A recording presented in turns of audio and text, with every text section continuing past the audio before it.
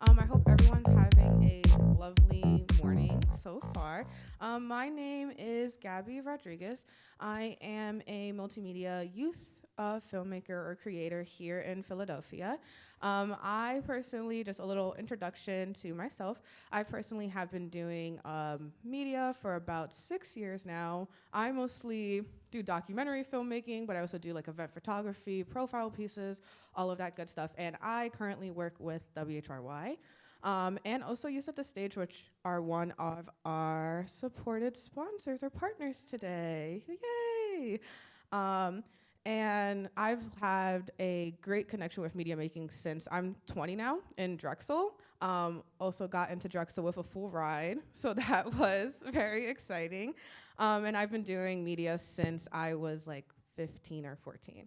So it's been a long journey for me, kind of learning about my own media techniques and connecting with media in my own way. So welcome to the People Power Forum. Yay! This event is part of PhillyCAM's 15th anniversary celebration and serves as the final session of our People Power Media Fest, a festival dedicated to amplifying community voices and storytelling. And today, we are going to be hosting a masterclass on narrative storytelling, supported by our amazing partners, Philadelphia Film Society and You Set the Stage, which I am the program assistant of, which for 2 years now. So that's fun. And both of these organizations are committed to nurturing the next generation of filmmakers and media professionals. So a little bit about Youth at the Stage. Youth at the Stage offers emerging artists a platform to connect, learn, and grow through film and media productions. These media professionals are all youth from about, I think we have 15, maybe a little less, like 10 to 12 youth media organizations within Philly. And basically all these youth media organizations give at least 1 to 2 youth, well, 2 to 3 youth. And throughout the course of a year, these youth are given a budget, are given money, given workshops to create a project that they are passionate about. So with that, if you'd like to get involved or check out their opportunities or our opportunities and connect with us on Instagram, you can just follow You Set the Stage, and we appreciate all the support you can give us.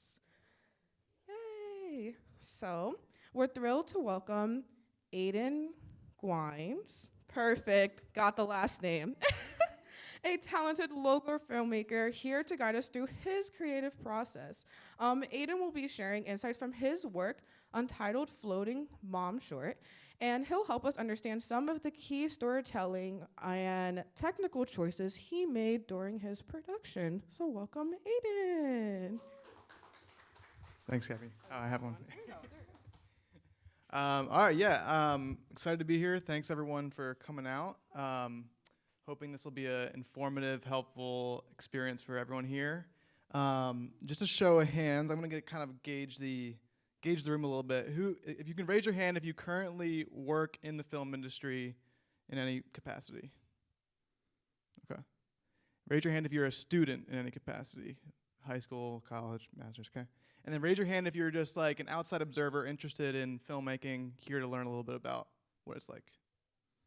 Okay, all right, I appreciate that. Yeah, so we'll get into it. Also, just so you know, all I've had is coffee today, so if I'm a little fast or if I skip over stuff, feel free to raise your hand, ask me to clarify, slow down, you know the drill. Okay, so a little bit about me. As Gabby said, I'm a local filmmaker here in Philly. I've been working in the industry for like 10-ish years, you know, some of that part-time and some of that full-time. Currently a freelancer, so pretty much like I make my own schedule, my own boss. I kind of do a lot of commercial work and I do a lot of narrative filmmaking, right? It's like a balanced diet of all that. So you can see here some of my past work. These are specifically short films that I've worked on in the past, 7 years. We're talking specifically about my film Untitled Floating Mom Short, which we'll get into a little later. But I know this is a class on storytelling, narrative storytelling, but I think I want to kind of reframe that for you now. It's going to be a very like practical approach to this art form, because filmmaking is so much more than just the shots you pick. There's so much more that goes into the storytelling process than just the writing, right? There's so much more that goes into it than just the story. And so I think to be an effective filmmaker, you have to kind of be really just a general, like, knowledgeable about everything, about the whole process. And that's kind of what makes you effective, because you obviously it's a very collaborative medium, so you have to lean on a lot of other people to kind of bring their specialty to what you're doing. Okay.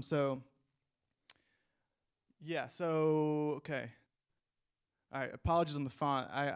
This is gonna be a little tricky because I have a font that kind of didn't translate here, so some of it's gonna be off screen and stuff like that, but I'll explain it to you guys.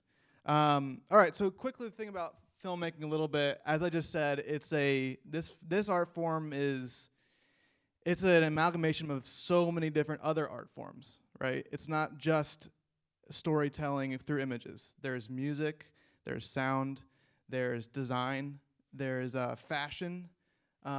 There's so many things that you have to kind of be aware of and thinking about as a filmmaker, and if you're telling an effective story, because it all affects the story you're telling. It's all going to change people's perception of what the story is. I also think it's important to talk a little bit about what this art form is for. What is art for? I think there's a lot of opinions on that. Obviously, you could think of it as just an entertainment. I don't think about it as just entertainment. I think about it as much more than that. I think art should be telling stories, creating empathy, giving people perspective. When you're putting someone in the shoes of your characters, how are they learning about that person in real life, right? And how are you creating empathy for them, for that character in your viewers' minds? And also lifting the spirit to higher ground, making people think about bigger questions about life, making people consider things they've never had to consider before. I think that's in general what art's about, but filmmaking in particular is more a story-based art form and has this really unique capacity to create incredible empathy for the characters, right? So yeah, a little bit about filmmaking as a career, just quickly. It's a very exciting job, but it's also very unstable. Something you have to think about is, like, are you going to be a freelancer? You can be an employee. As a freelancer, you have a lot more freedom, but you also have a lot less stability and safety. Narrative filmmaking, narrative storytelling in general is a very, as with a lot of art forms, is a very hard thing to make money off of. So you kind of have to have a balanced diet of both narrative, right, and then commercial. I do a lot of commercial work that kind of pays the bills. I think a lot of people don't talk about that. I think it's important to talk about that. You kind of have to have a hustle, right? And this job takes a lot of self-motivation. So yeah, and there's no real clear path either. It's becoming even harder to define a clear path to success in narrative filmmaking as the industry is changing so fast. I mean, like Netflix, streaming as an example, theaters, in danger, whatever, all that stuff. Also, just don't mind me. Oh, I'm gonna check my time. When did we start, by the way? Was it 12? 40-ish? Started What's that? Okay. Okay. Cool. Okay, so I'll just don't mind me as I check my watch throughout, so I make sure I'm not spending too much time on stuff. Okay. So, all right. So yeah, like Gabby said, I'm gonna be talking about my film Untitled Floating Mom Short. It's a short film I made. We shot in 2022, and then spent a year kind of like post, and then submitting to film festivals, and then kind of last year we were like doing a lot of film festival stuff, and it's had a really cool run. And the log line, as you can read, a girl finds her mom floating one day. At the same time, the girl grapples with an unusually optimistic doctor's visit. So yeah, this film, like I said, it kind of we're honored to show the film at Philly Film Fest. If you may or may not have caught it there, really cool experience being there. I always wanted to show something at the Philly Film Fest. So that was awesome. We won the best local short, which is a huge honor. Taken out to Palm Springs Short Fest, which was really cool. So yeah, I'll just show you guys a trailer just so you can get an idea of what the film is like. Let's see if this plays.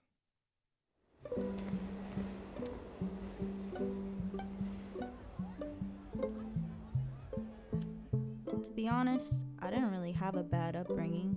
I think it was actually pretty great, so I don't know why I have these thoughts. Man, it's nice. Look at that sunshine. I'm actually very happy with what I'm seeing today. Pity is a nasty drug. All right. Yeah, I should have told you guys to drop the lights down before I started. That was a lot better. Okay, so you get a little taste of what the film's like. I'm not going to show you the whole thing. It'll take too much time. But you can check it out on your own time after this.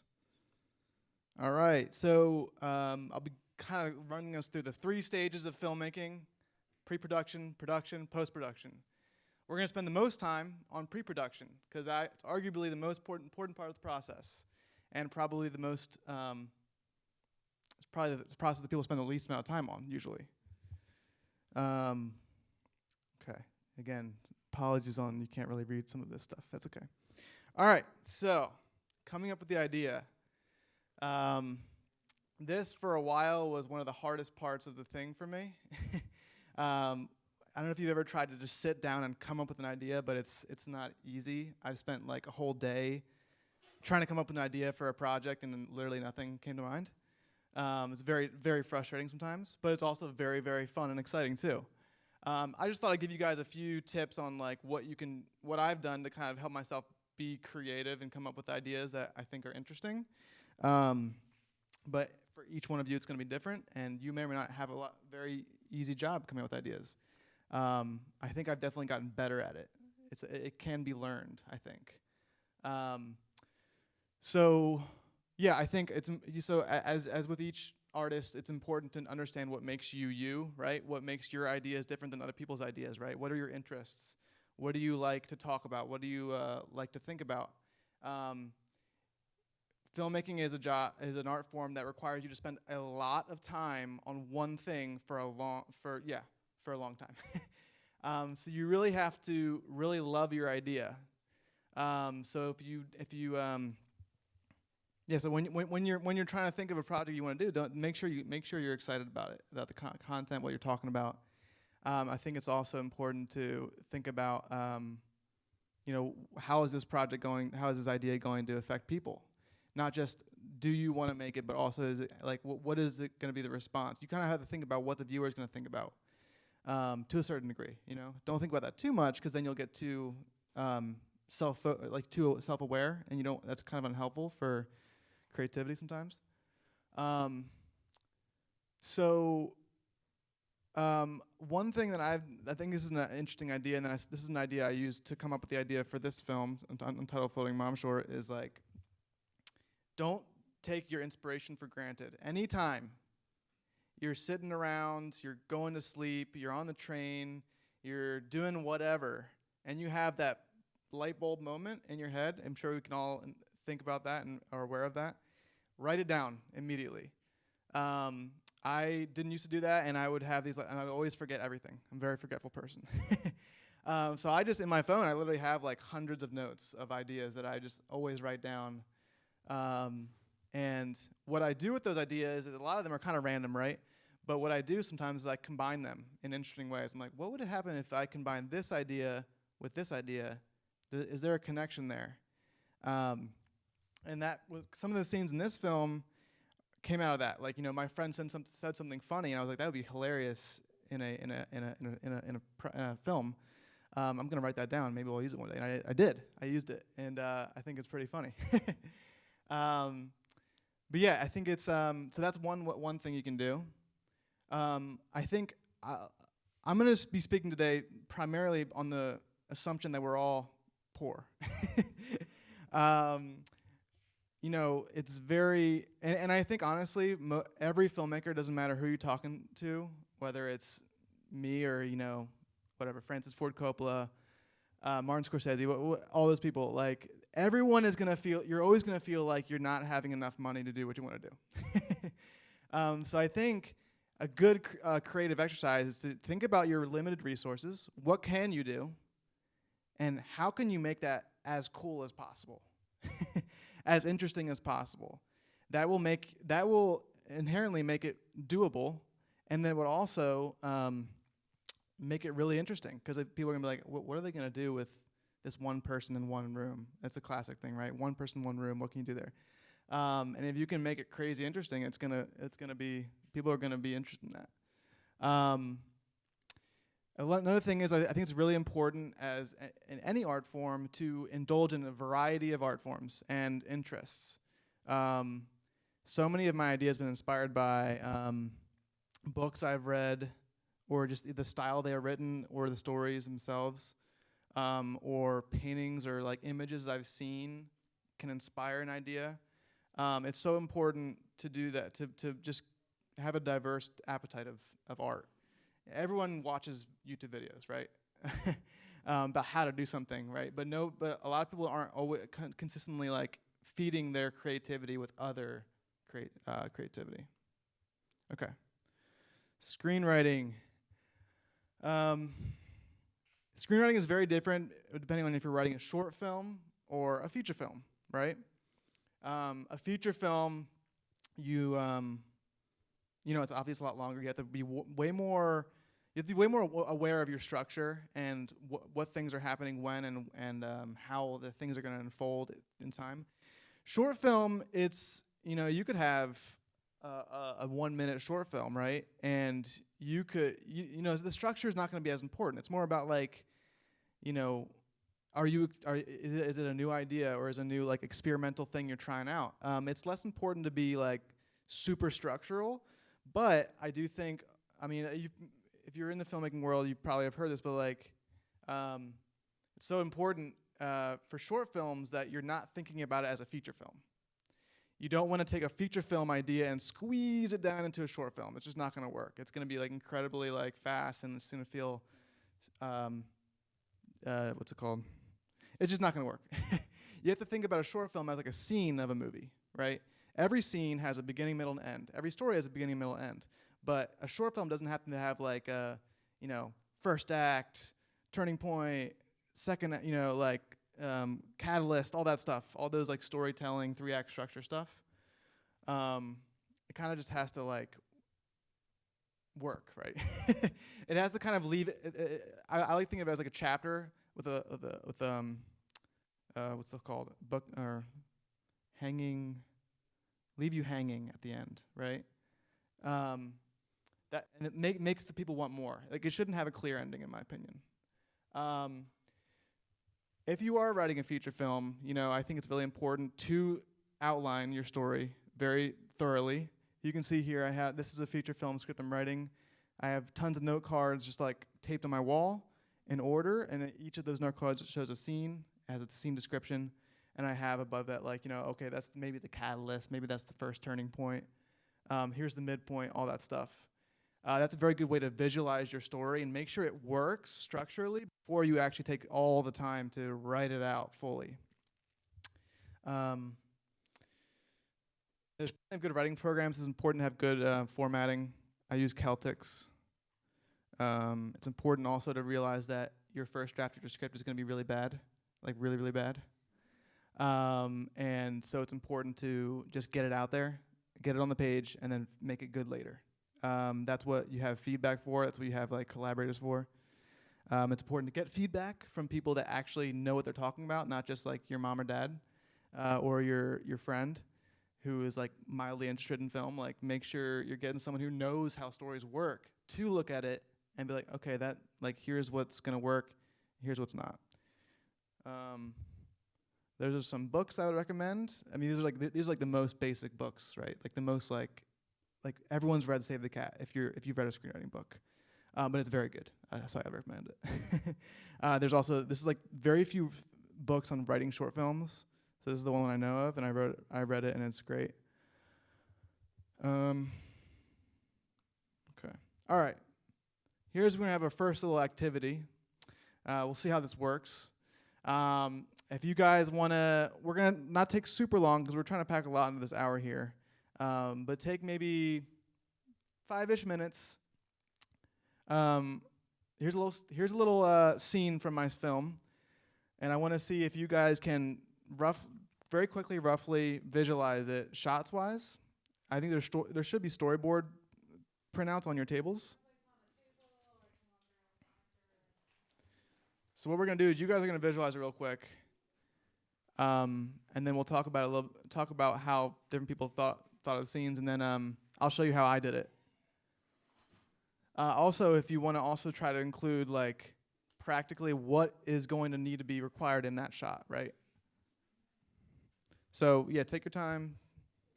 Maybe 5 minutes.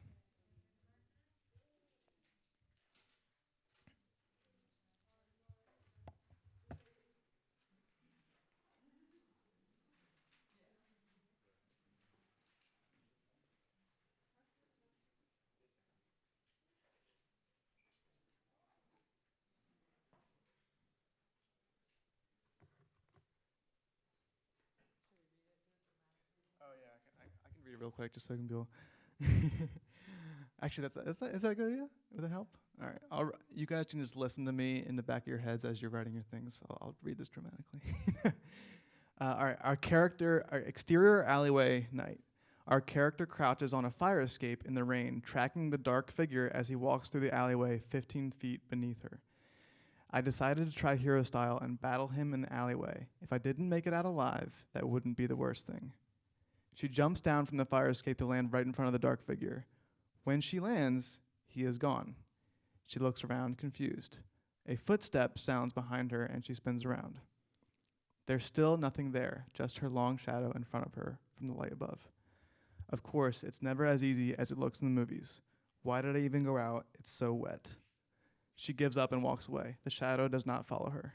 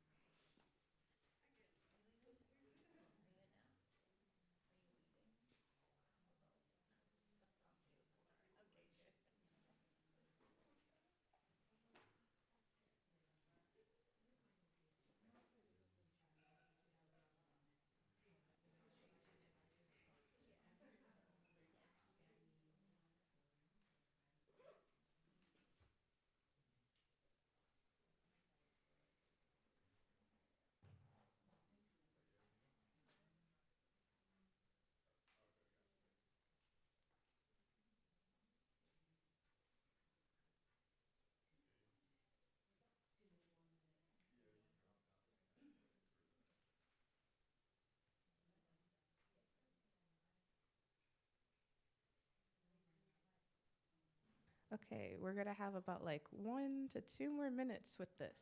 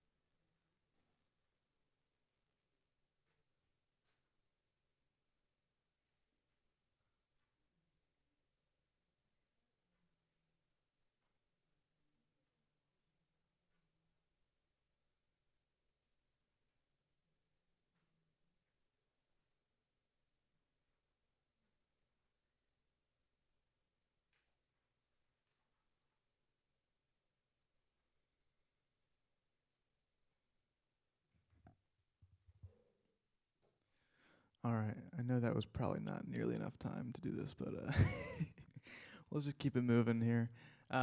Thanks. It's just good to kind of think about yourself before we get into it. We'll talk a little bit more about shot listing, storyboarding later. I actually don't personally storyboard that much. I mean, I need to, I should, but I just, for me, like drawing is very, I try to be very detailed with my shot lists. But anyway. All right, so let's just watch the scene. Or, before we do that, before we do that, can people kind of say roughly how many shots they thought would be in the scene? Anyone? 4? 6? 5? 8? Oh, well, all right. 5? 7, okay. Yeah, everyone's got a different vision for it. That's interesting right off the bat. Does anyone in particular want to share their storyboard? Or we can just get straight into it. All right, well, we'll just, you guys know your storyboard, so we'll check out the scene and then we can talk about it a little bit. Okay, you get the lights. Thanks. I decided to try hero style and battle him in the alleyway. If I didn't make it out alive, that wouldn't be the worst thing.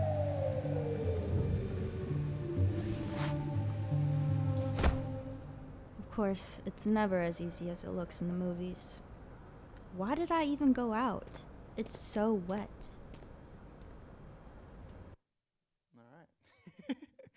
All right. Pretty short, pretty straightforward. I wanted to pick a short scene for you guys. Yeah, so that's how I envisioned it. I think it's important probably to firstly be aware of probably how different maybe the way I envisioned it was from the way you envisioned it. That's a cool thing. That's a good thing. You can see how, I mean, outside of the context of the whole film, it may be hard to know how you wanted the story to play out. I basically, for this scene, I wanted it to kind of feel like this, because she kind of has this like dream state moment where she like imagines herself as a superhero kind of thing. So I kind of wanted the beginning to have that like superhero, like dark alleyway, the rain falling down, like epic shots, like kind of low angle, making her feel big and powerful. She jumps off the roof and then she lands and then like the rain's gone, and she's like, wait, where'd the shadow? Where'd the guy go? And then it kind of turns from this external foe to this internal foe, right at the end with the shadow. So that was a little interesting. I thought it'd be interesting to kind of you guys think about how you would do it and then see how I did it. So yeah, I'm not sure what else to say about that, but if anyone wants to, well, yeah, we'll just keep it at that. I think we got to keep moving anyway. So I thought it'd be an interesting activity for you guys to think about. Okay. So, very important part of the process for me in filmmaking is mood boarding and creating your like a treatment or something like that, right? It's very important to gather kind of your visual references, anything from like other films to like again other art forms, paintings, anything like that, colors, people, places, the general aesthetic that you are kind of thinking about. And so you maybe when you first have your idea, you don't even know what that is, right? So you have to kind of, it's very important to figure that out before you actually go and shoot the thing. So here you can see a little bit of how I was kind of thinking about my film before we ever shot it, and then you can kind of see what it actually became. So maybe can we get the lights a little bit, just because it's a lot easier to see. Yeah, you can see how I had visual references for the room, what I wanted, the colors, the production design, the props, and then of course the whole floating mom thing. I was like, what do I want that to look like? So I had some visual references for that, and then you can see how it actually looked in the end. And it's very important to have mood board, not just for yourself, but also for all your collaborators, right? Because you can describe things to them, but that only gets so far. You have to show them. This is a visual medium, show versus tell, right? So that's important for that. Like, production designer looked at all this stuff and she kind of took it and made an awesome set with it, right? She took my just here's what I want, and then she made it awesome. And an important resource that I use a lot is you can obviously mood board and do that stuff off of Google Images, but you're gonna get a lot of just bad looking stuff on Google Images. It's just not gonna look nice. There's some great websites that actually have tons of stills from other movies and stuff like that that actually look cinematic and are way better for this kind of thing. One of them is Flim.io and the other one's ShotDeck. There's probably others too. Okay, here's more mood boards. Here's my characters that I was mood boarding. So I gathered tons of images of just people that I want this person to kind of feel / look like, right? So you can see here, I think they're pretty close to what I think we did a good job with casting. And I'll talk more about that later. But yeah. Also, really useful program I've been using a lot over the past few years is Milanote. You may or may not have heard of it. Super useful. It's you can do all of your planning, all of your mood boarding, everything in this one program, and just kind of be this crazy creative, just dump all your ideas and then organize them in cool ways. It's very cool. So Milanote, I would definitely recommend that. Money. It's important to talk about money. Money is obviously a very vital part of the storytelling process. You kind of need it to make it, right? So it's important to kind of think through after you've written your script and you've developed your story and all that. Now you got to figure out, okay, how much is it going to cost, right? And us as poor filmmakers, we have to be creative, and you have to think about a lot of ways that you can do a lot with a little. I think with narrative filmmaking, there's a lot of debate on on the finances part. It's kind of a tough topic, but I think in general, narrative filmmaking outside of the Hollywood commercial system is it's considered an art form that people are willing to kind of give more, right, than they would to other kind of things. So it's usually people you're working with on a narrative project are going to be willing to work for cheaper rates. And kind of help you make it happen, right? So yeah, outline all your needs: locations, talent, crew, gear.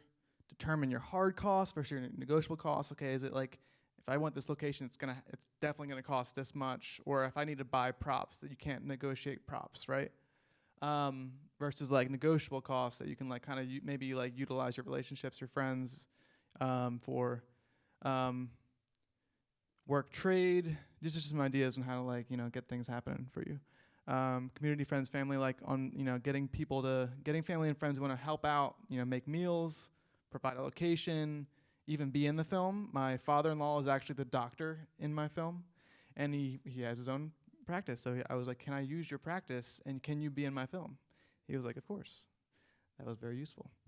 That was an instance of me knowing what I have available to me and using it to elevate the production value, right? Everyone's gonna have something like that, right? You all have access to unique things. Fundraising, there's different ways to do this. You can have an investor person give you tons of money. That's kind of hard to find. You can do crowdfunding, right? A lot of people do crowdfunding. You can find partners or sponsorship. For my film entitled Floating Mom Short, I partly self-funded it, and I partly had my friend's production company fund it.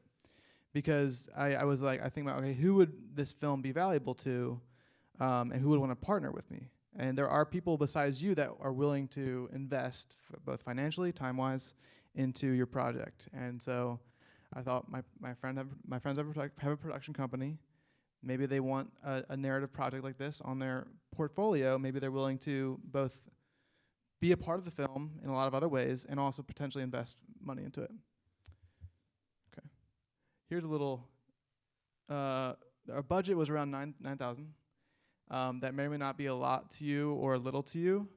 For a short film, it's probably, okay. In Europe, like, they spend way more money on short films. It's crazy. In the U.S., because you can actually make money off short films in Europe, you can't really make money off them in the U.S., unfortunately. But you can get a little quick glance at roughly our budget, what we spend money on. The food is normally more expensive, but again, it was lower because I had my family help provide food, and they did that for free. And they did a great job. Food's very important for low budget productions. You gotta don't feed your people pizza. Make a nice meal. You're not paying them much probably, so treat them nice. Paid my cast. Got to pay for transportation and lodging for them if they're coming from out of town. Locations. Got to pay your locations. Gear. Production design, got to buy all that stuff that's going to be in the film, actually going to be on camera. It's arguably one of the most important things, right? Another thing about self-funding is self-funding proves to your collaborators that you're dedicated to this project and that you're going to give your all, and that's important to show them, right? It makes them more inclined to help you, assuming you can afford to self-fund. I mean, I use my savings, right? I use part of my savings to make this happen. All right. Okay, quickly, let me check the time. All right. Yeah, I gotta keep moving. I'm going a little slow. Okay. All right, assembling your team. It's important to think about your collaborators. They should both be creatively and practically aligned with your vision and your project. If you're a cinematographer, does your cinematographer appreciate the film you're making, right? Are they interested in that? Does their specific style add to it and make it better, right? And it goes for every role. Are they going to be excited about it? Most importantly, probably, so that they can give a lot of time and energy. And yeah. And then it's really important to make them to cast your vision to your collaborators in the way that they're going to be on board fully. Because I know I've heard so many. This happened a lot in film school. So many times when you do a film and the actor just wouldn't show up the day of. It's like, okay, it's definitely not cool on the actor's part. I would never hire that actor again, ever. But did you do a good job getting them pumped about this project? Did you show them that you're putting in the time to make it good? So many times I think actors are like, I don't even know what's happening. Communication's so vital. Okay, casting. Okay, there's different methods to cast. You can hire a casting director. You can use Backstage, Breakdown Express. These are both websites that basically actors use to post apply to projects. So you post a project, they apply to it, you get a bunch of submissions, and you can go through. Social media, a lot of people use social media to cast these days. They find cool people on social media. They're like, oh, that's an interesting person. Maybe they want to be in my project. And then usually friends, family. Like I said, I use my father-in-law to be the doctor. And then street casting. If you're looking for a very particular person, that doesn't exist on an acting website. I find a lot of times acting websites are very like polished people. You know, people that get into acting generally, they're like, you know, they're good looking, they're all put together. But I mean, honestly, a lot of times you don't want that. You know, like you don't want this like perfect looking person in your movie because it's like not always real life. It's usually not real life. So I think a lot of times I've done street casting before. Here's a little. I'll just show you a really quick clip of this. This is a street casting thing I did for a different project called Meditations on Ecclesiastes. My friend runs a ministry in Philly, and I was talking to him about the person I wanted, and he was like, "Oh, you should come to my ministry. Like I have people here that I think would fit your role." And I did, and I went there, and I was like, "Hey, I asked random people. I was like, would you potentially be interested in being in a film? And we can just run some lines right now." And so I did that. I did it with this guy, Ken. He was incredible. I filmed him because I want to get a screen test. So important when you're casting to see what they look like on camera. Oh, I don't know if it plays. Oh, it might. Oh, YouTube. Okay, here we go. Really quick. I probably need to. You know, actually, we're not gonna watch this because we gotta move. We gotta keep moving. What's up? Yeah. Well, you guys can check it out later if you want. Okay.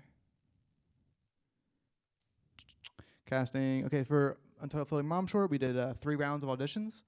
Round 1 was literally just them submitting headshots and reels, acting reels. So I can be like, I definitely know that person does not look the way I want them to look for this role. You don't even need to submit me a tape. Like, don't waste your time. Round 2 was submitting a self-tape. So I gave them a portion of the script. They sent me a video of them reading it. That's it. Narrowed my search down again. And then round 3 was an actual casting session, which I did like a Zoom session with them. You can do an in-person thing, but I mean, these days I think it's so much easier to do a Zoom session. And, there's pros and cons. I basically audition people from, New York, and I have to have them drive all the way out here, and then basically you just run them through, and you.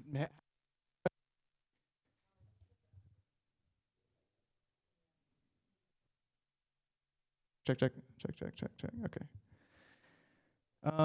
It's important to kind of them run the scene different ways, see if they can respond to the direction, because people don't respond.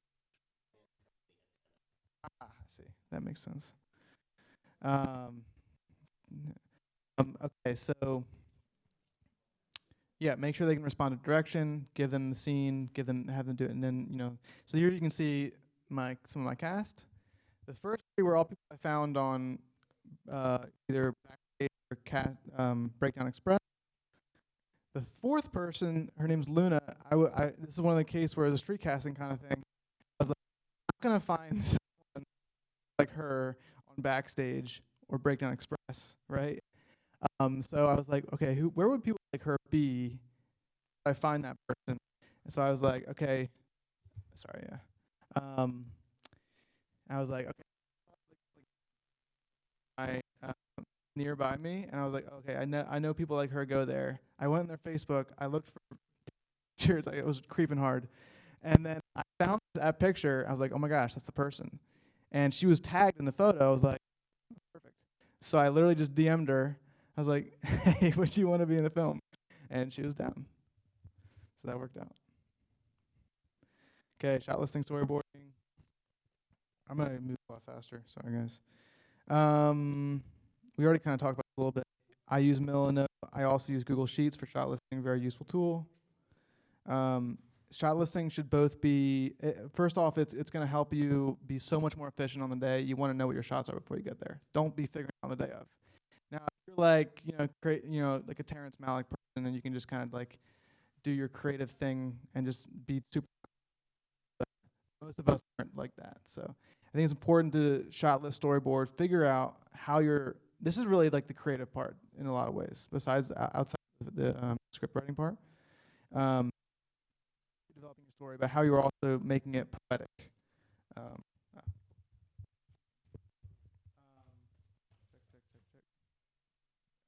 Yeah, you're good. All right, cool. So I say that people come for the storytelling, or come for the story. They stay for the poetry. If you know, because like an interesting story, cool, but like they're like, oh, this is really interesting way they're doing it. And how are you like the visual art form? How are you speaking to the internal, the subtext, right? All that stuff, versus just like, okay, here's a person talking, here's another person talking, here's a person talking, back and forth, back and forth, back and forth. You'll see in this doctor scene, like, you know, the coverage way. Coverage is like you're just like shooting a scene for coverage. You're like just getting the basic shots, just to make sure you cover the story. Coverage way would have been, okay, we're gonna get close with the doctor because we have to see him talking. But I was like, the doctor's not that important. He just gives like a very quick line, like we don't even need to see his face.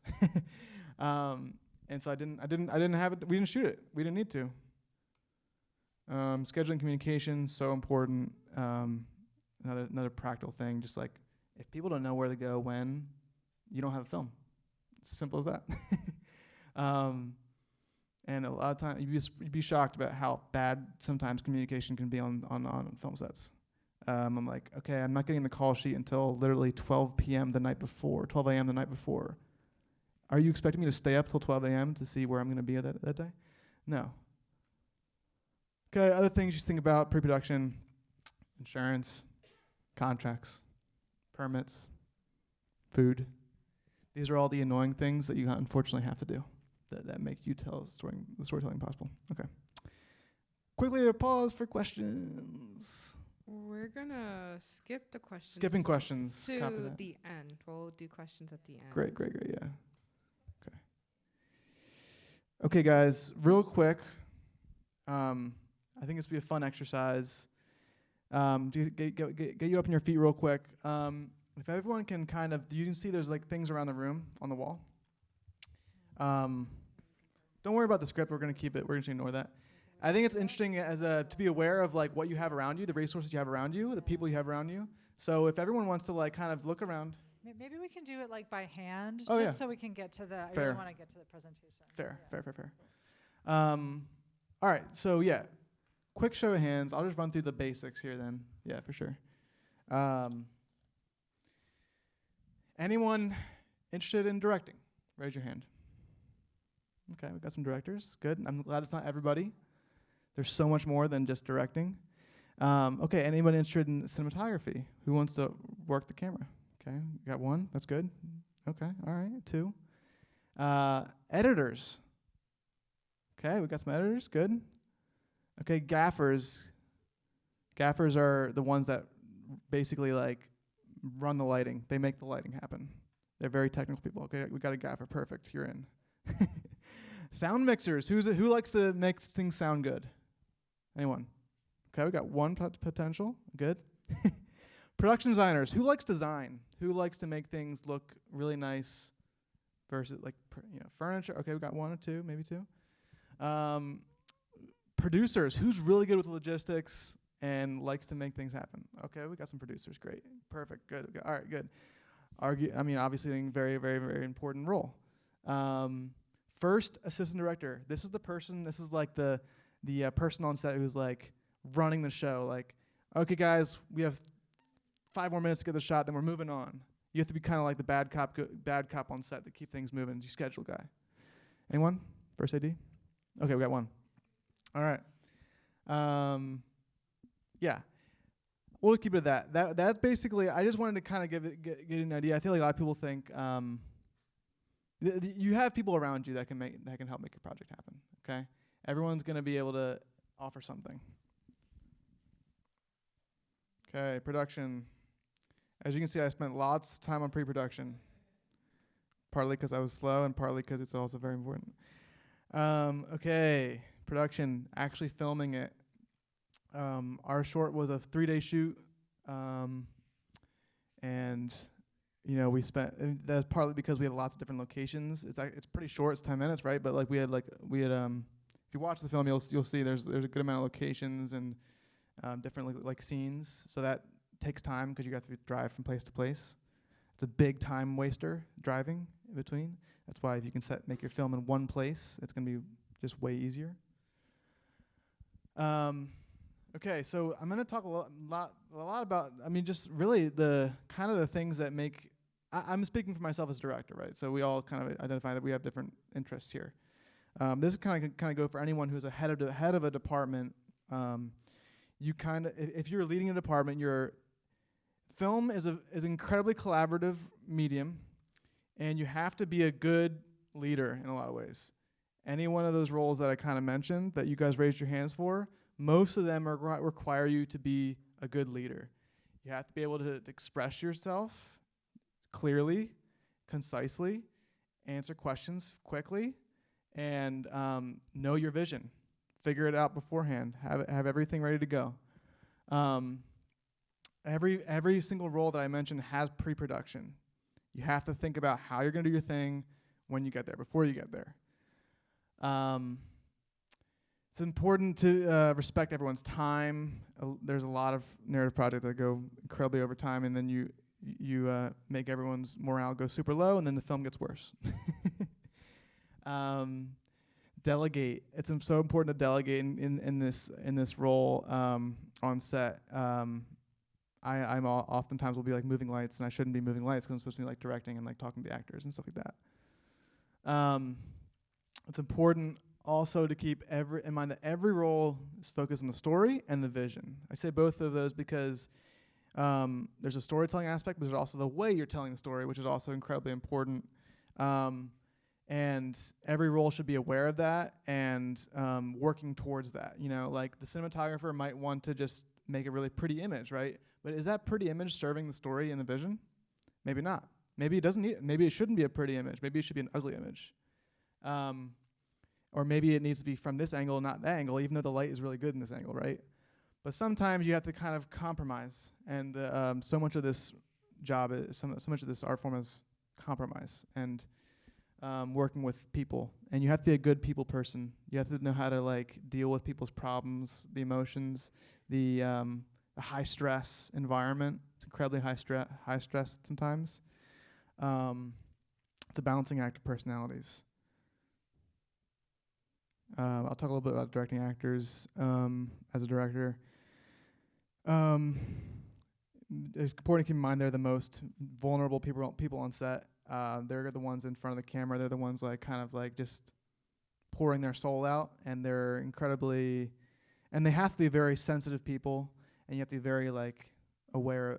You have to basically just be very curative of their experience on set, so you can help them stay in character and do whatever you can to get them in the right headspace. So I mean, there's a few tips here. I make them comfortable, give them actionable direction, and actionable direction as in like, you know, give them action verbs versus description verbs to adjectives to guide their direction. Give them their circumstance, like where are you coming from before this moment? Where are you going to after? What's your goal in the scene? All that stuff. Okay, this is just basic, you know, human common sense stuff. But you know, like I said, things will go south. There's been several times where I thought I lost my location the day of, and I had my freak out moment. I was like, why do I do this job? This sucks. This is awful. I'm quitting. So you gotta take a breath. Make sure you have good people around you. Problem solving. This is like one of the most problem solving rich. If you're a good problem solver, you get into filmmaking because like it's all it is problems all day. No end to problems, just constantly. So you have to be cool with that. Be adaptable. You're gonna have to deal with kind of things in the moment. Documentary filmmakers, Gabby over here. You have to adapt constantly. So people like that are really like do well in this role. But also sticking to your guns and realize, and this is what we need. We got to get this. And don't worry, it's just a film. It doesn't really matter at the end of the day. We're all just all right. Let's get past that. Oh, post-production. Okay. All right. So I always take time after I shoot my project before I edit it, just so you can kind of get distance from the footage, from your emotions attached to it. It makes you more objective and a better editor. I edit my own films. One day I will not edit them, maybe, but for now I'm editing them.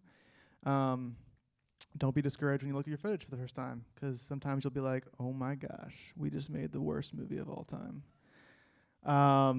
even Scorsese said, literally said this, that he looks at his footage first time is incredibly discouraged. He's like, this sucks. Which I was like, no way. And editing can really make or break your film. Like, you can make things pop off with bad footage, or you can make them totally fail with good footage. So it's important to have a good editor, if you're not an editor yourself, to get the story, make things work, make things feel like they were planned that way if they weren't planned that way. It's so important for things to feel crafted, like you intentionally made it that way. Like if you have things you didn't get, like you didn't get that one shot, how can you make it seem like you didn't even need that shot, you know? A single frame matters. You'd be shocked at like taking one frame off the beginning or end of a clip can really change the reaction to a shot and get lots of feedback. You know, there's several different editing programs. The biggest ones are DaVinci Resolve, Premiere, Adobe Premiere, Final Cut Pro. There's also some, you know, older ones that I can't type in the name. It doesn't matter. I use DaVinci Resolve. I think it's the best. I'll go to my grave saying that it's the best one. Okay, here's a little fun little exercise here. Here's the scene for my film. I want you guys to look at it and see if you can think about how I made it.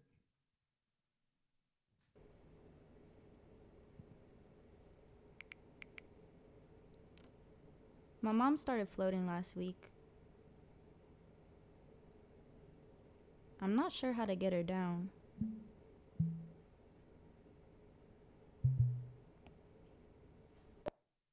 All right. Anyone have any ideas of how we did that? This is a fun little thing. Any brilliant ideas?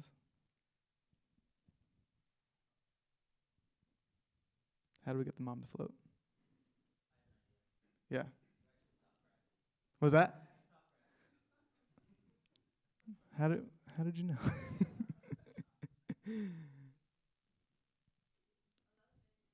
What was that? Definitely a lot of editing, yes.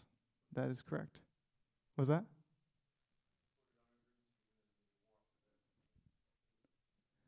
So one idea.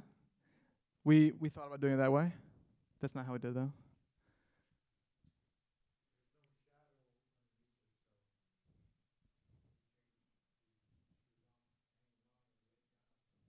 Mm-hmm. Yeah. That's a good note. Good thought.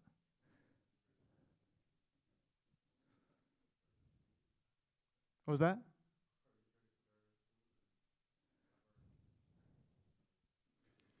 You're very close there.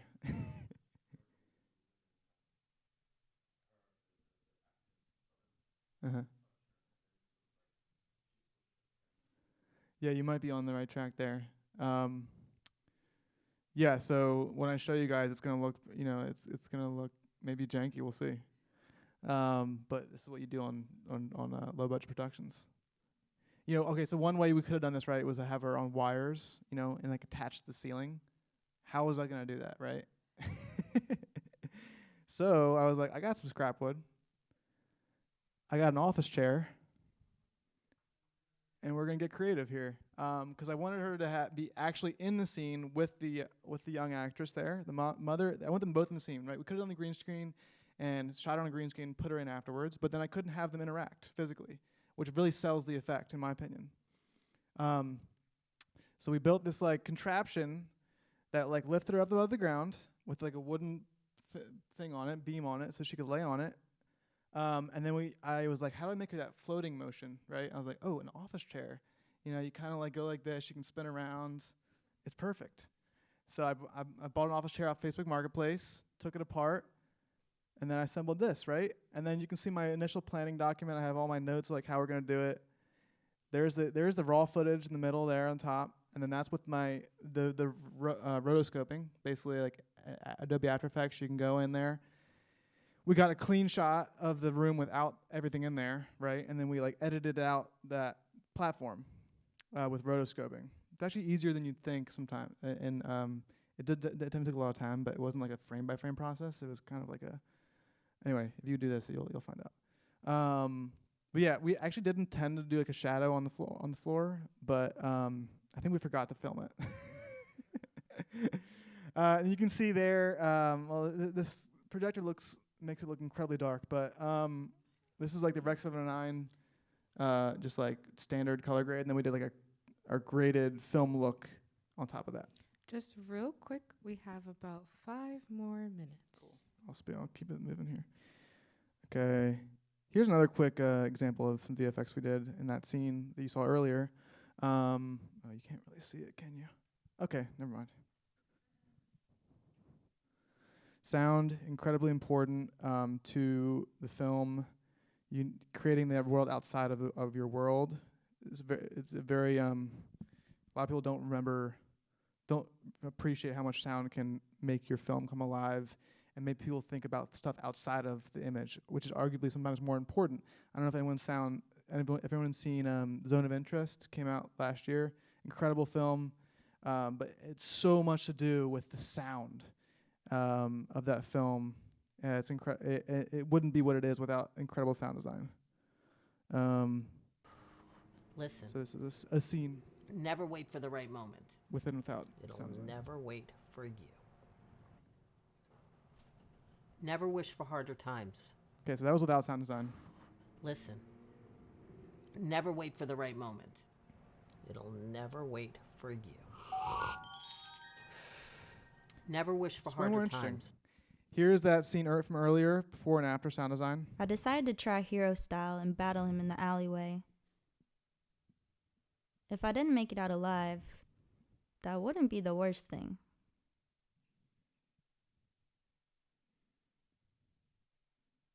Okay. Now we do it with full sound design. I'll just skip. I decided to try hero. Here, 1 sec. It's the final mix.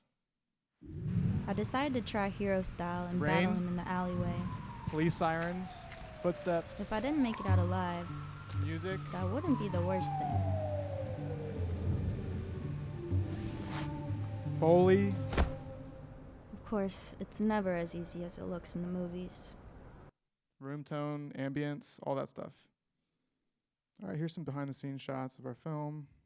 So you can see the bottom right is that shot we just did with the her jumping off the roof. We actually obviously didn't have her jump off the roof, right? We had to make it look like she jumped off the roof. So we had her stand on an apple box and then edit it in post to make it look like she was jumping off a roof. Okay, quickly talk about the after part. It's important to think about what you want to do with your film after. Film festivals, YouTube, all this stuff. You guys can look at this later.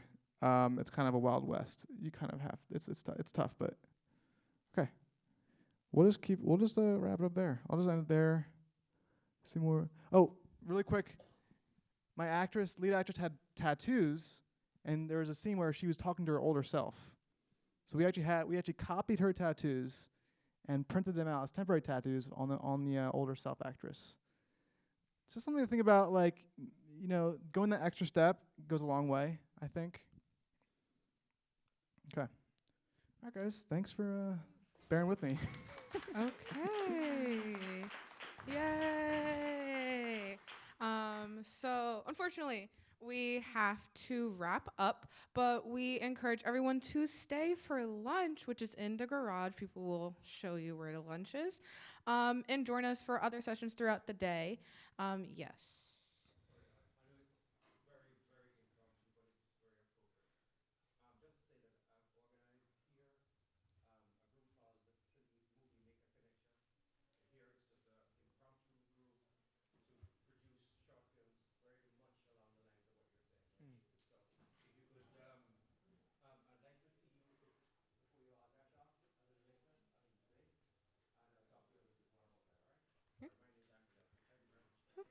Thank you. Yeah. Which you can all ask questions to Aidan during lunch as well, because we didn't get to get questions today. If you were inspired by today's workshop, we welcome you to donate to continue programs like this one. So just scan any of the QR codes that you see to donate to this space. And thank you for being part of the People Power Forum and PhillyCAM's 15th anniversary celebration. Yay! Thank you. Yep, go eat.